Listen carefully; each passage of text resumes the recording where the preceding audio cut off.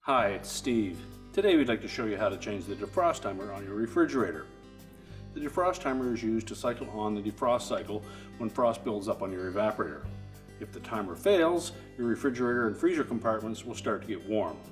It's a really easy job to change, so let me show you how we do it. Now before we begin this repair, the first thing we'll need to do is to disconnect power to the appliance. So either pull it far enough forward that you can unplug it, or locate the electrical panel, turn off the appropriate breaker, or remove the appropriate fuses. So we'll start by opening up the refrigerator door, and it's best to remove all of the items on the upper shelf or the upper two sections of the shelves, and at first remove the upper shelves. And that will give us access to two screws that secure the control housing to the ceiling of the fresh food compartment. Once we've disconnected those screws, we can lower that assembly down and disconnect the wire harnesses. So now we can take the two mounting screws out.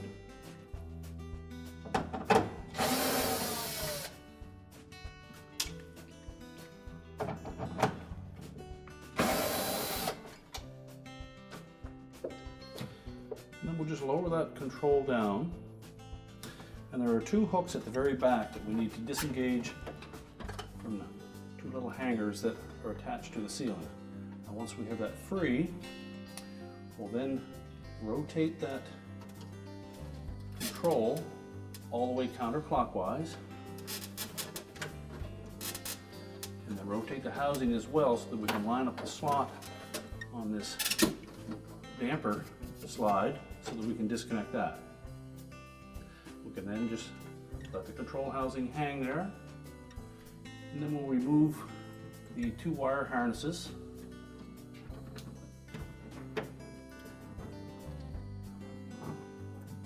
Locate the locking tabs and depress them, or use a flatblade screwdriver to release them.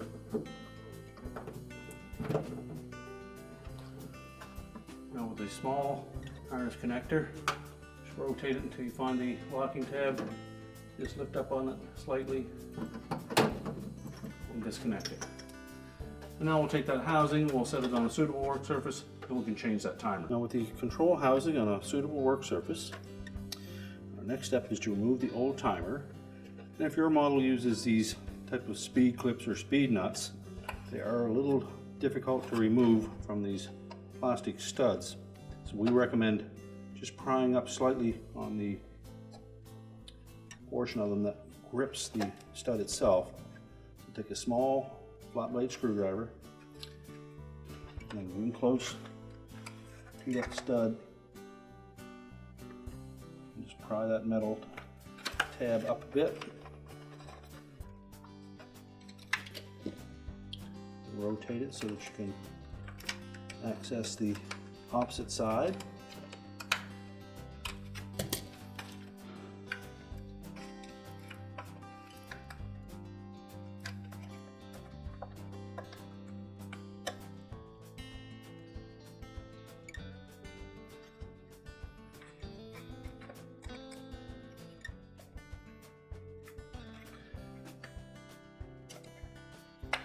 Once you've loosened those up, you should be able to wiggle that clip back and forth enough to slide it off of that shaft.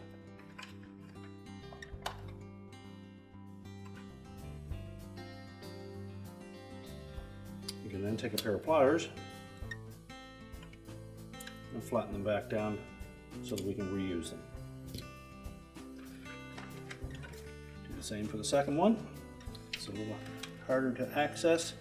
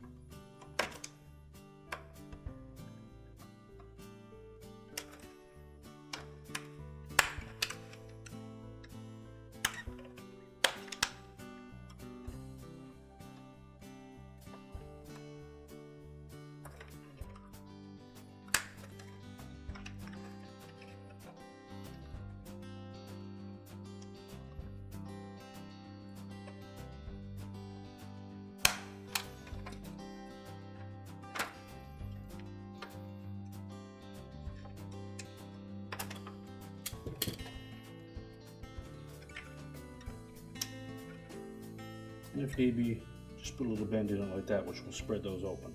Try not to bend it too much so that you don't crack it. And again, we'll just flatten it with the pliers, and it's ready for reuse. Now with those mounting pieces removed, we can then lift the timer off of the two plastic studs. And then we'll need to disconnect the harness connector. And they're usually on there fairly tight, so take a flat blade screwdriver, go in beneath it and pry it off. We can then discard the old timer.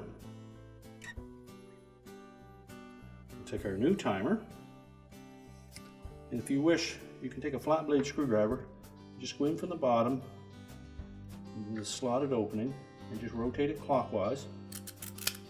You'll hear a distinct click, which would be an indication that it's going into the defrost cycle. Rotate it till you hear it make another click, which would indicate coming out of the defrost cycle.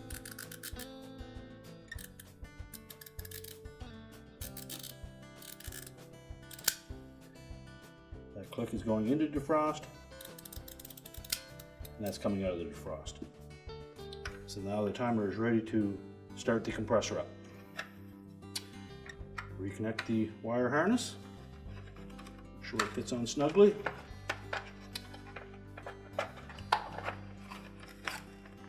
Set the timer onto the mounting studs, make sure the wire harness is not interfering on the bottom.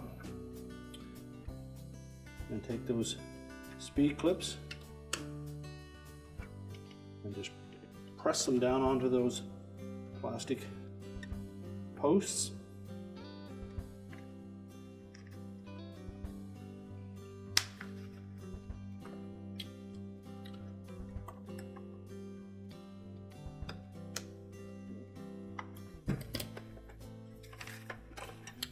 And now we're ready to put the assembly back in the refrigerator. First step in reassembly will be to reconnect the wire harnesses. So on the large one, make sure that the locking tab is towards the bottom. Press it firmly into the connector until it latches.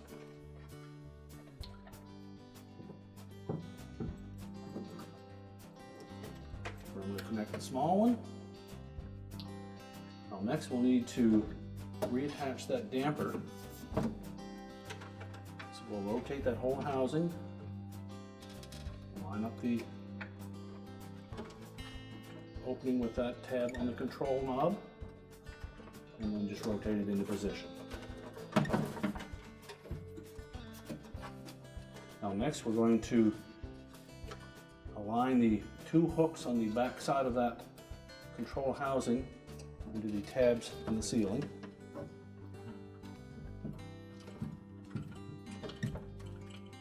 Both of those are engaged, and the damper control slides easily through the center of that housing. And just lift the housing into position and reinstall the mounting screws.